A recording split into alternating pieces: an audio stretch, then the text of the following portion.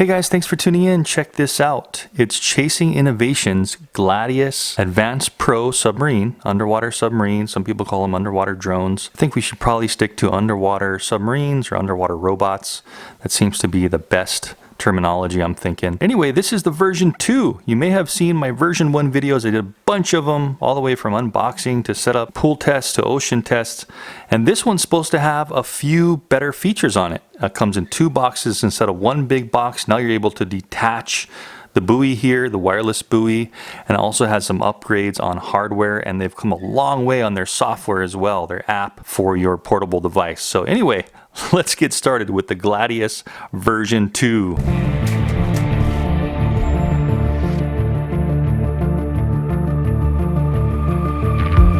Go ahead and unbox the tether first. A little bit better packaging than the first one. The first one, I got the advanced version. This is actually the Advanced Pro version on the V2, which should be pretty much equivalent from the one I got and I reviewed last time. It's got the 4K capability and all that stuff. But the other version didn't have any really nice boxing like this. So it looks like they got their packaging down pretty darn good. So out of the box, we just have really actually nicely done. I'm really liking this. We do have kind of like a full leather plastic material. Wow, it looks like they even have sealed zippers. We have plastic sealing on the zippers themselves. Here's the attachments, plastic attachments. We have some more, some straps here on the bag itself. Really nicely done. It looks like it's going to be very durable and also pretty much weatherproof. Kind of flipping the bag over, we do have some sturdy feet here, so that is going to give you some support from the ground and not going to really eat up the bottom of the bag material there. The handle on top, nothing special, but it does have some padding in there and it feels like it's sewn in really well, so it's not going to really rip out. And getting inside the bag, it looks like we've got a little crank for the actual tether buoy there. Pulling out the buoy itself. Wow, nice. So this is a hefty little guy here. And it looks like, is there anything else in here?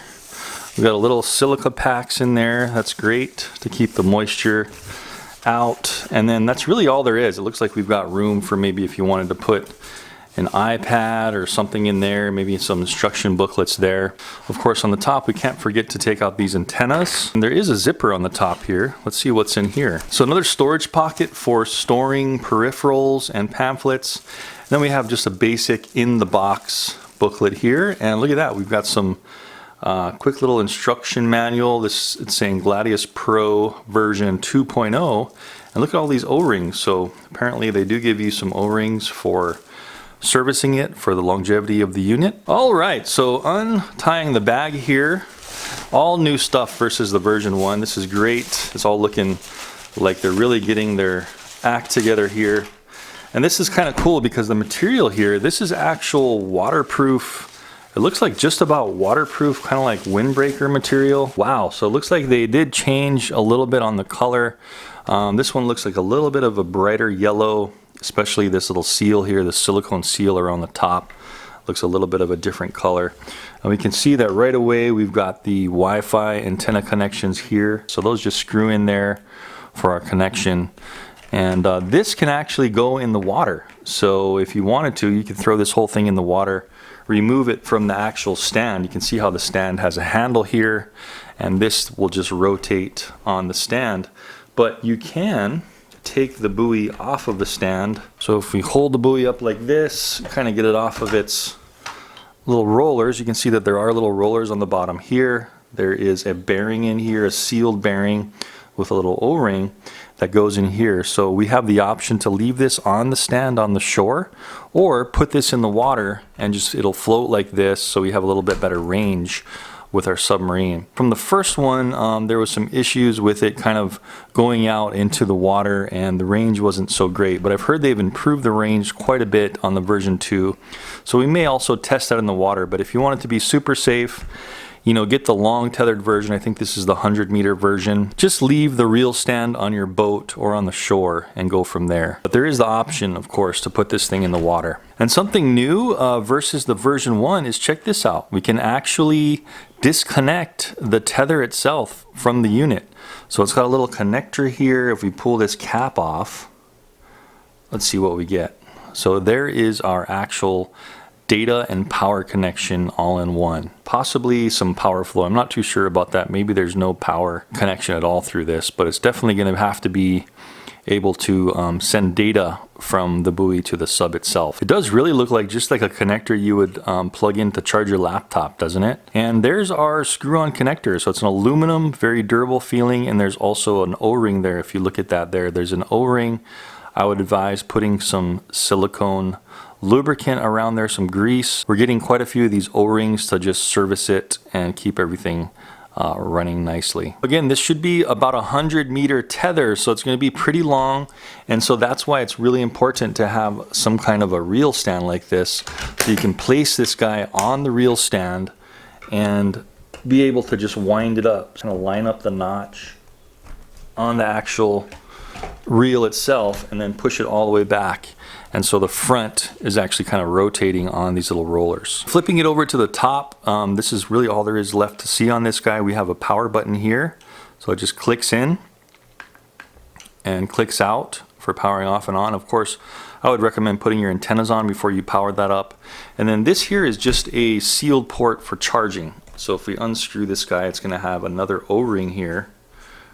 Unscrew this, actually 2 O-rings, so look at that, they're double O-ringing it, so you have the extra waterproof protection. So this port is just for charging, so always make sure this is on all the way and all the way tight, finger tight, if we're going to be putting this in the water or whenever you're using it. Salt air and water splashes on it, you want that thing to be on there solid. Just like the first one, there is a clear plastic plexiglass piece here on an O-ring, so it's going to seal and waterproof this whole thing up. But we can still see what these status lights are doing. It'll tell us if we have a Wi-Fi connection, it'll tell us, you know, what kind of connection we're on, what the battery level is. And so that's kind of what is kind of cool about this little glass dome. And it also tells us if possibly water's getting in there, if we could see a little bit of steam on the glass or anything building up. Before we get on to the sub, I almost forgot to show you guys this little handle here. So all this is it goes into the side of the reel stand, and you push it in, it kind of snaps in and locks. And check that out, it allows us to reel this thing up. It spins pretty good, there is some resistance, so it's not gonna be just winding out on its own like crazy. But we can go ahead and reel this up nice and easy. And before you put it back in the bag, all you do is you pull this out. So you see how it's got a little bit of kind of a tensioner here on the tip. If we look at that close up, we can see that it has some prongs there to keep it in there. Remember, the first generation, there was an issue where that thing would just fall out because it didn't have any kind of tensioner. Looks like they took care of that with the version 2. Okay, so putting the tether on the side here just for a minute, and its bag, so far very impressed versus the version 1. Let's get the main event up here, the actual sub itself, and unbox it. So the box, pretty plain Jane looking. All you see is a picture of the sub there. Nothing really else going on. It's got another picture here. 4K Ultra HD. It's portable, dive to 100 meters, and also it has 3 hours of runtime. Of course, that runtime is going to depend on how much throttle you're always giving it. Of course, if you're very light on the throttle, cruising around, not fighting any current, it's going to last the longest. But if you're zooming around super fast, just like any electrical device, you are going to start to use up your battery pretty quick. All right, so let's get this sub out of the box. And this is cool. It's got its own little backpack here. See if I can pull this up. There we go.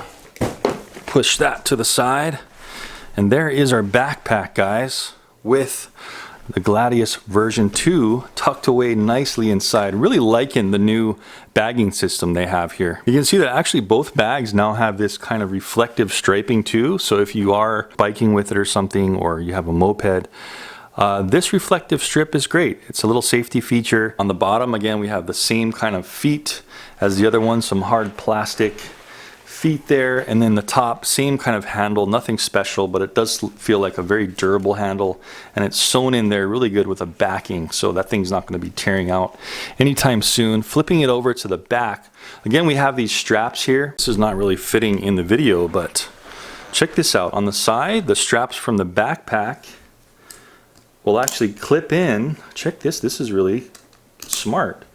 The sides of the backpack actually clip in to the tether bag, and then you can pull those tight.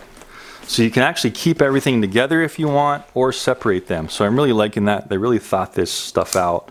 And I think they did get a lot of input from the first initial backers from the version 1. And so you have the most portability as possible. And so you see that you can just crank these down, put your tether in the top, and look at that. If you wanted to, you could have them all together or separate. 4 clips, 1, 2, 3, 4. Take this bag off and you're into your sub. And that's actually exactly what these pockets are. They're to actually store these little things when they're not in use. So you would actually shove these in so they're not flopping all over the place. You see how that works. Okay, we haven't looked at the backpack portion yet, the back straps. And it's that same kind of full leather material, which, you know, is great. It feels like slightly waterproof. And we also have this breathable mesh where you're gonna have that padding for your back.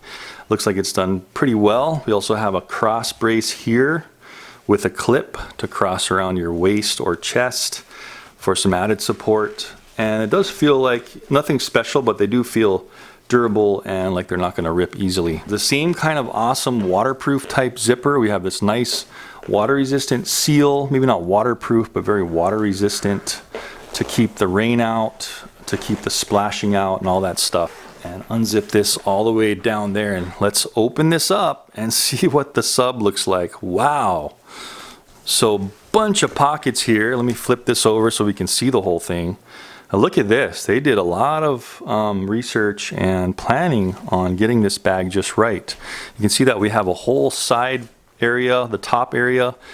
The pockets here, they're all padded and they rest perfectly on top of the sub when we close it. So very well thought out. This looks like it's going to be the controller. So pull that out.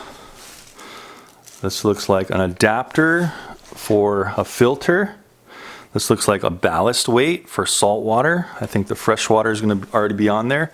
Nothing else in that pocket. These are just Velcroable little padding things. So no pockets there, but there is pads in there to kind of sit on top of the sub to keep it nice and snug. In this one, we've got cabling and a charger.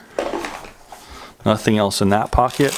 Last pocket on the top is going to be more cabling and a charger. So bigger charger and a smaller charger. The bigger charger is going to be for the sub itself, and the smaller charger is going to be for the buoy. Of course, these do come with these little figure 8 adapters that just plug right in here to your wall, plug in there.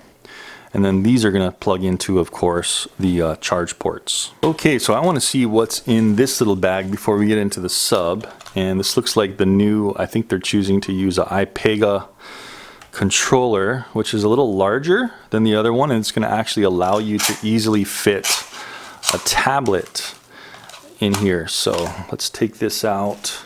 Got a little USB connector, and look at that thing. Cool. That's going to allow you to put a phone or a large tablet. Wow, look how big that gets. So it looks like you could put an iPad Pro in there if you really wanted to. You've got that much adjustability. So pretty good job compared to the first one. We do have the 2 joysticks here. They do push in. We've got a left and a right trigger, and then we got a left and a right trigger 2. Buttons Y, X, B, A, just like a game controller, and also a little D-pad cross joystick. Select, home, and start buttons on the left. On the right, we got a whole bunch of buttons, plus, minus, pause, forward, and back. So that's going to probably be for playing videos and stuff. I'm not sure how much those are going to be used, but this is basically what this is it's like a rebranded controller. They did put their logo on there, Chasing Innovation. And it does have actually some back to it, a little bit of a rubber backing to hold your iPad or whatever tablet or phone you're using. On the back of these things, there is a little locking bracket. So when you get it to where you want, you can just lock that in and it will stay there so you don't have this sliding problem while you're using it. So I was kind of looking around on the controller and I finally found the charge port on the left bottom of the left hand grip. You have this little micro USB charger. Let's see if we can focus in there. And all that is, it's a port that you're going to use the cable that this came with in the box to charge it. Okay guys, so finally working our way in here. I mean, there's a lot of stuff here. Not a cheap item. This is an expensive and really high-tech type of item. I'm liking how they have Velcro holding in these padding, some thick, high-density foam padding around the whole sub. Really liking that. So you can adjust that, take those out, wash them however you want. But check it out. Here's the sub. So let's pull it out. And it also comes in its own little bag. That's great. And look at these. Little padding as well, just to really snuggle this thing in and nestle it in there.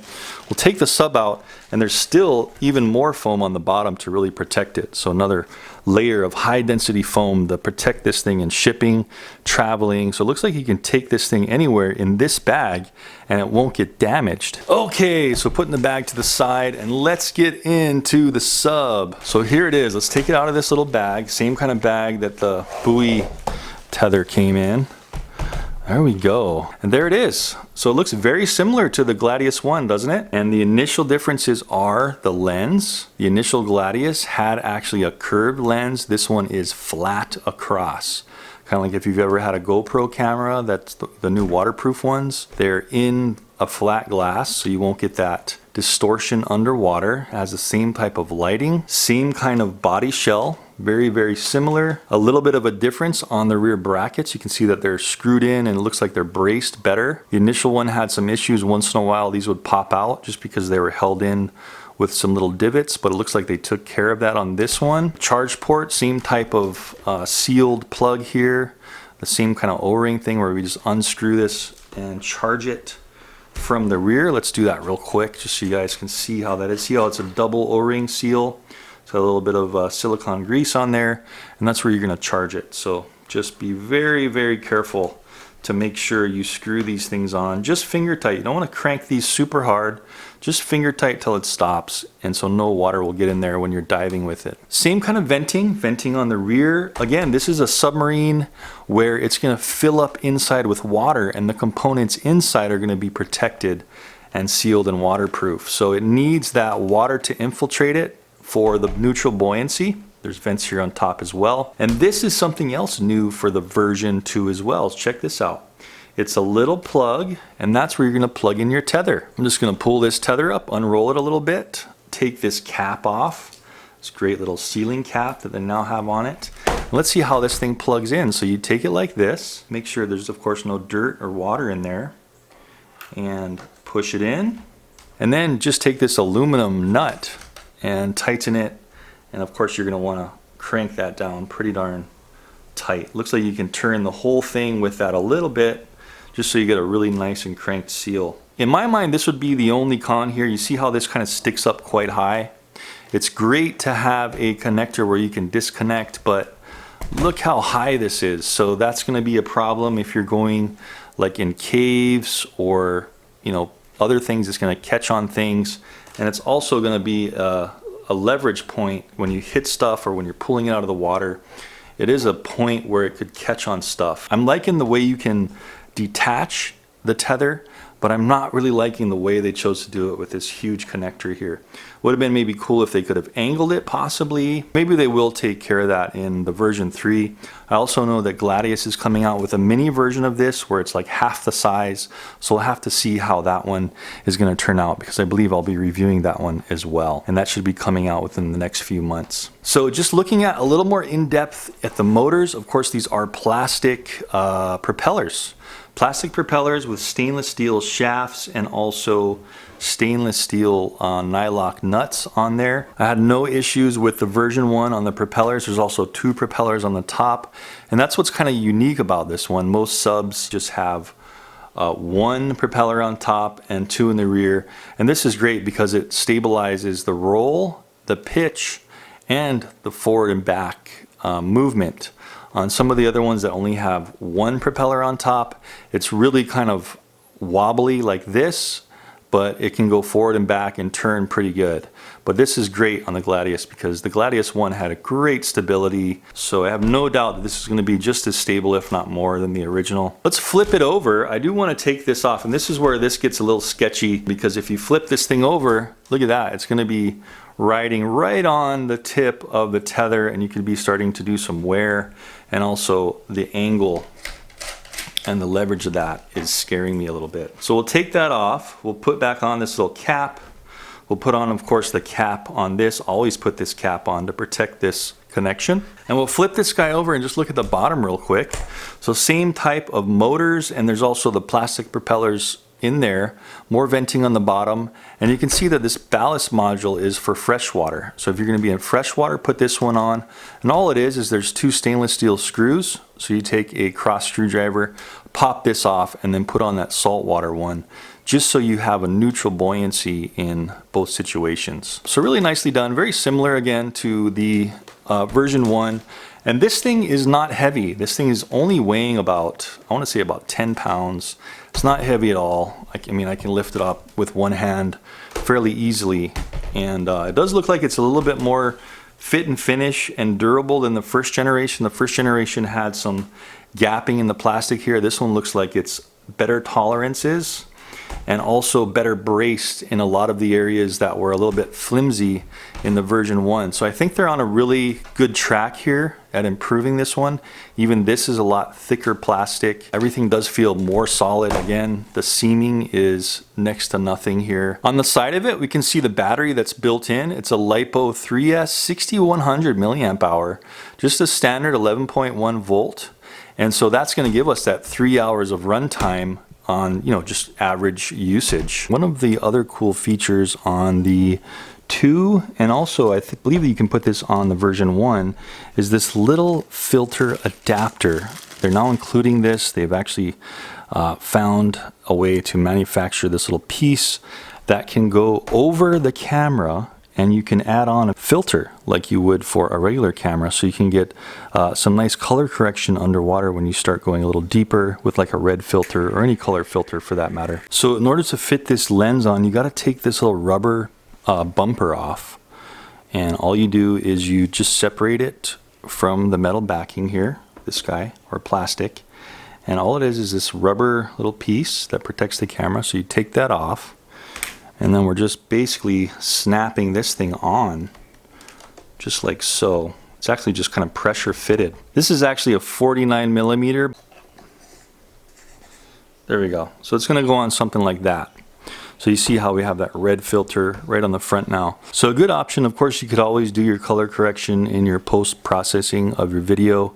But for some reason, what I find is just putting on a filter on the machine itself, it always gives you a little bit better coloring than you can achieve with your post-processing on your videos. So you're going to have some trouble pulling that filter attachment off with just your hands. Just like a flat object, I'm just using a little pair of scissors here. Push it into one of these little notches and just pry it a little bit and pull it off. And that comes off nice and easy. And then you can just put your rubber back on there if you're not going to be using a filter. I would really recommend keeping this thing on whenever you don't have a filter on, just to protect that glass lens there. Anyway guys, we want to boot this thing up on the joystick, and I'm going to be using the iPad here. I want to get this thing all charged up. You can see how the iPad just kind of mounts in just like this, nice and secure. We can lock that again on the back just to make sure everything's locked in. So we want to get this thing all charged up. I'm going to charge the controller. I'm going to charge the Gladius. And we can't forget, we also need to charge the buoy itself. So I'm going to charge all three, max them out. Then we're going to boot this up on the screen and see how the interface looks. Okay guys, so everything has 100% charge. I want to say it took about an hour to charge everything up. So first things first, we'll go ahead and want to connect the tether to the Gladius, of course, and just plugging this guy in. And then all we need to make sure is we have these antennas on the buoy. So we go ahead and just turn this button on here. We're hearing some beeps. We're seeing green flashing. There goes the lights on the Gladius itself, nice and bright. And we're hearing the chime. And then the propellers just kicked in for a sec, just like a normal drone would do when we boot that thing up. This is putting out a wireless signal. So we will go to our Wi-Fi settings here. We have Gladius 5G and we have Gladius 2.4G. So for this instance, what I'd recommend is, I think it auto switches if you lose range in one or the other. But 5G is going to be a less far of a signal, but it's going to give you a clear picture usually. And 2.4G, you're going to get farther with range, but it's going to not be quite of a clear and high-speed data connection. So for now, we'll just go to 5G here. And then we have to put in our password. The default password is just 1 through 8, 5, 6, 7, 8. and join. There we go. We get a little check mark here on the iPad screen and we're ready to go. Now I did download the IfDive app. That's it there. It's in the App Store in Android or iOS. So make sure you download that. Then what we'll be doing is turning on the controller real quick by just holding in the home button until we see that flashing. And then right away we're going to go into IfDive and let's see what it tells us. Okay, well it's showing it's connected there and we've got an update right away. So I guess I'm just going to do this update. You can see this update thing popped up here. So we'll go ahead and press start here to do this update. Ready to download. And I don't know if you guys can see that, but it does say it is downloading the update files. It is going from version 1403 to 1512. May be restarted 2 times, don't worry. Okay, so let that do its thing. All right, lights just came on. It looks like it's rebooting. Lights came on again on the Gladius itself. That is a reboot chime up and the motors do a little initiation. And it looks like we are doing pretty good here. Again, the lights are coming on. Yep, so it did say it's going to reboot possibly 2 times and it looks like that's what it is doing. All right, well I'm just going to click on done here. Looks like it is done. And we've got little tips up here. It says if you have trouble to connect to the ROV now, restart the ROV is helpful. Okay, I'm going to exit out of this thing, close the app up just so we have a fresh start, and power down just by pressing 1 press on the buoy so the button kind of clicks out real nice and easy, and then we'll just press it in again. Automatically connected the handheld. Look at that. I don't even remember turning this thing on.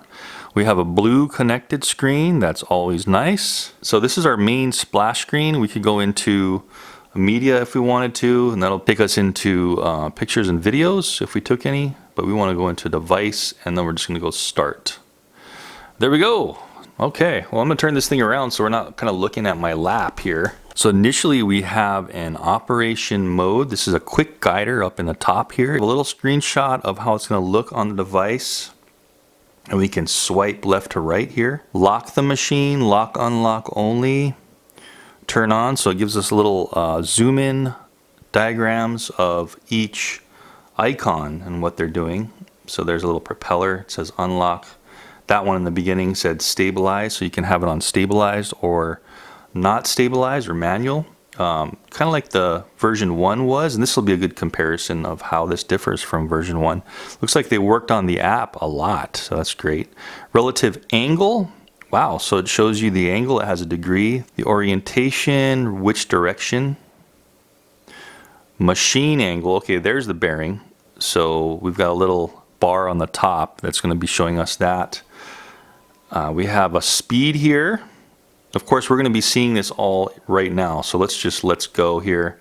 And there we go. So that's just part of my house over by my front door. Nothing pretty to look at, but let's see what we have on the screen here. We have all these little icons here.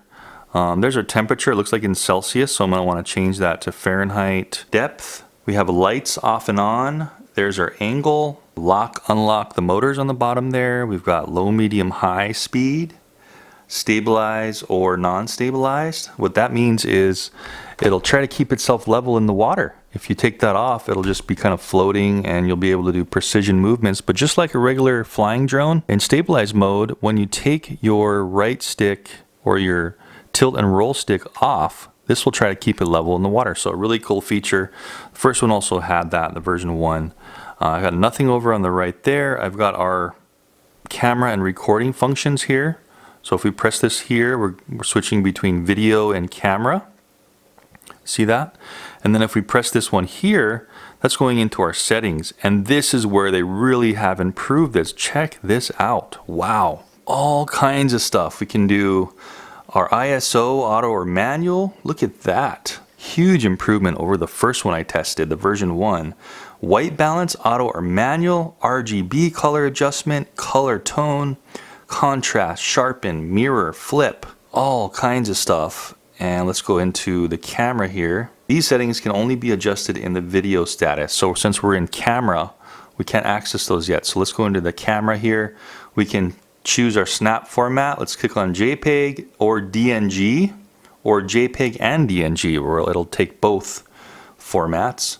We can do a burst count from 3 to 5. Shutter 0 to 50. Auto, I'm leaving it on auto here, but we can, if we take it on manual, we can adjust this slider. Check that out. So that's pretty cool.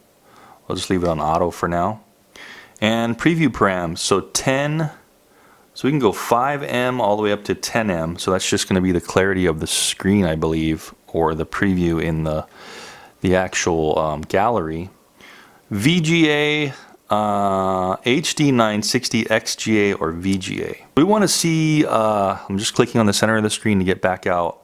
I want to see what the video settings we can change. So I'm clicking on video, and then I want to click on settings again and go into video. So you see how these are now kind of lit up. This is going to be 1080. We can do 30, 60, or 120 in 1080. Let's see how it is going to be for 4K. So switching to 4K, we can only do 30 frames per second in 4K, FYI. Bitrate, of course, the higher bitrate, the more storage it's going to take. Definitely enough storage to do a full 4K video on a full battery length for a couple hours, so you don't have to worry about the storage. DV mode, on or off. I still don't know what that means exactly. And then we have our preview parameters. So they really did improve the app quite a bit.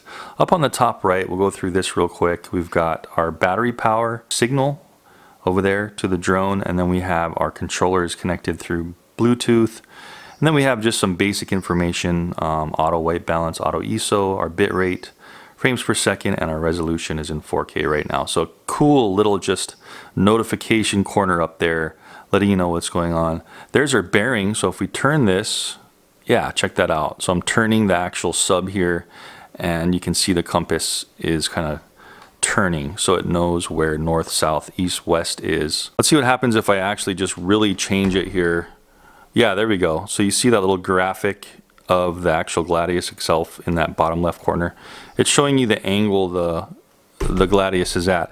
And that's really good if you're diving in like murky water or dark, trying to get to the bottom, and you can't see the bottom or the horizon.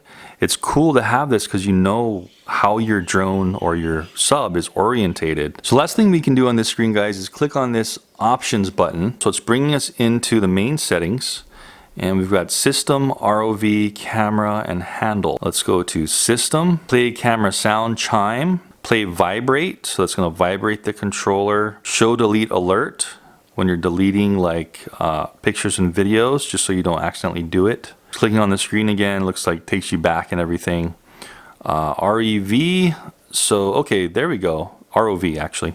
Calibrate. Calibrate your level and also calibrate your compass and stuff. So very important, do that at least once right when you get it. I don't think I'm going to do that right now, but when you do get this craft, go ahead and do that. Units, I want to change it to inches because I like to see the imperial footages and inches and all that stuff in miles because I am in the US. Touching the screen, that's great. You can also be doing this with the controller. You can be pressing A and B for back and all that stuff it's saying on the screen. We'll go into the camera, scavenging data, machine disk data. Okay, data will be lost. Oh, interesting. So does that just wipe? Is that what they're calling like format SD card perhaps? I'm not sure. Streaming in JPEG or 264. And let's go to the handle. Settings for the controller. And we can see that we've got Japan, USA, or custom.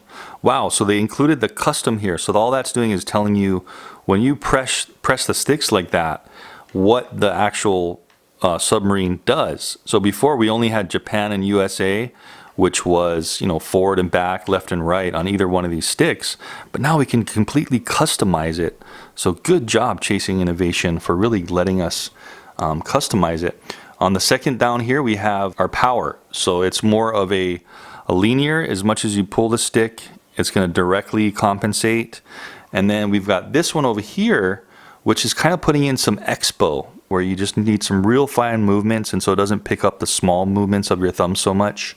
You can see that curve is a little bit different. And then we have the keys. So custom controllability on the keys, so you can customize all those if you want to. Excellent. So it looks like it's going to be really awesome. Just clicking the screen anywhere to go back. And that's pretty cool. I'm seeing one more thing I missed over here on the left-hand side of the iPad. There is a little box here with some shapes. I'm going to click on it. And this is where we can actually do VR. We can do live streaming. And we can have our joysticks on the screen. So we'll press that there. And then we can actually control it. We should be able to control it. Yeah, so you see the joysticks up here when I'm touching the screen now. So if we didn't even want to use this controller, we could control it from the screen if we wanted to. So that's a good option at least. Something happens or you just don't want to take the controller with you. Live here, so I'm pressing on live.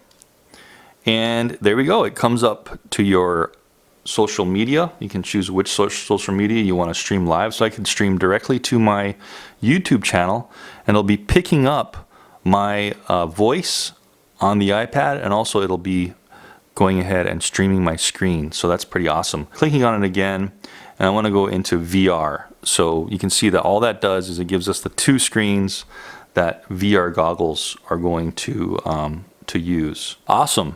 So just since we have this on, let's see what the latency is like. You can see that it has pretty basic Wi-Fi latency. It's actually not bad at all.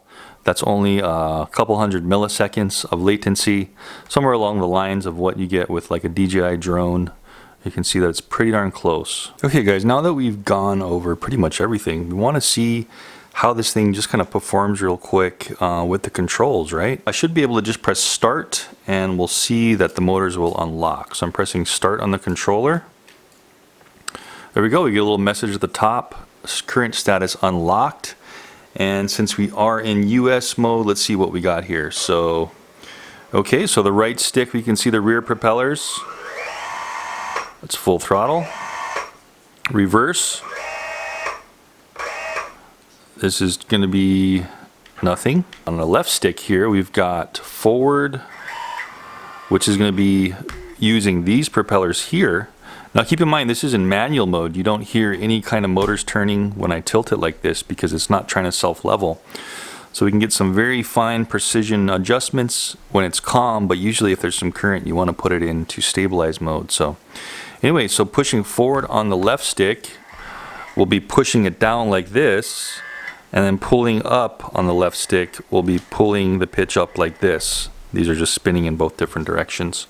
And then if we push left and right, you see the rear propellers are spinning, so that's going to turn, that's going to basically do this in the water and this in the water. So I just click on stabilize there, and now you can hear these motors, listen to that. So they're trying to keep it level. And these guys back here are also trying to keep it from turning its compass heading when you're off the sticks. So pretty darn cool, very similar to the initial version 1. Let's go ahead and turn stabilize off so we don't have to hear those motors constantly going. So obviously you're going to use a little more power if you need it to be in stabilize mode, because it's going to keep fighting for its level and keep using power. Looks like we may need to change the speeds right here. So I just press the H. Now I'm in high mode. Let's see how that sounds. Wow, so that thing is going to be screaming through the water. So I'm going to hold throttle and let's see what we can hear here. Okay, it didn't change as I held it and switched them, but now that I'm at low, let's see what happens. There we go. So you can't change it on the fly when you're holding it. You have to let off, change the speed, and then you can go again. Before we wrap this up, guys, I wanted to quickly go and see the controls here. So I want to go into options, handle, and I want to see if we can possibly put on controls for the roll. Let's see what's up with that. So I'm going to go custom, and there we go. So you see how by default the right and left roll of this stick are off. Can we drag? Oh, there we go. So you can actually drag what command you'd like to the certain spot. So I'm going to drag that up there, go back here, and let's see if we can possibly do this now. There we go. Okay, so by default, you see now I'm doing this, and what these are doing is they're spinning in the opposite direction. So now what we can do is we can roll the craft in the water. And I don't see how you wouldn't want that if you're in manual mode, because it'll just start drifting like this. But it does have the neutral buoyancy to kind of keep it level, I guess. So in a way, I guess maybe it's not necessary, but if you want to get into some advanced situations, you're going to need that roll. What I'm noticing is I'm having a little trouble with the iPad connection to the joystick now. It's interesting because a lot of the functions do work. I'm trying to turn the lights on, and if you look at the lights down over here, as I press the right trigger, that little light percentage is going up, but the lights aren't turning on. And also I can't arm it anymore with this button here. And none of the controls, some of the controls aren't working. Like I can start and stop video, which is funny. See that little video start and stop there. When I do just manually arm it, unlock it here, I don't have any more controls. So kind of funky, kind of weird. I'm not sure. I just restarted it a couple times and I'm not getting that to function. It's interesting how it functioned at first, but I'm gonna go ahead and try my Android device. I may have a little bit better luck with this. So I'm gonna take off the iPad real quick, try the Android, see if we can get those lights on, and then we'll wrap this up. There we go. All right, so we're into the interface on an Android phone, and it looks basically the same. Stuff is just maybe a little bit different on the screen, but just the same basic functions here. Let's see if now we can turn off and on the lights. There we go. Okay, so chasing innovation, you need to fix your iPad issue. I'm not sure what it is, but that was really weird. I can control some of the things, but not all of them with the iPad, and it was kind of off and on sporadic operation. You can see the little light gauge there on the bottom left of the screen. I'm just going to press the right trigger, and you can see them turning on. And this is kind of how we can adjust them. Of course, in the water, they're going to look super bright. So we'll test it in the pool first, and then we will take it over to the ocean, guys. So I really appreciate you guys tuning in. Don't forget to check Chasing Innovation's Gladius line out. They're getting a mini one of these. It's supposed to be like twice as small and compact, and I'm getting one in for review. I just verified with them, so that's going to also be pretty awesome. So stay tuned for the ocean test, guys. Let's get this thing in the water and also the pool and see how it functions compared to the first one. Thanks for watching.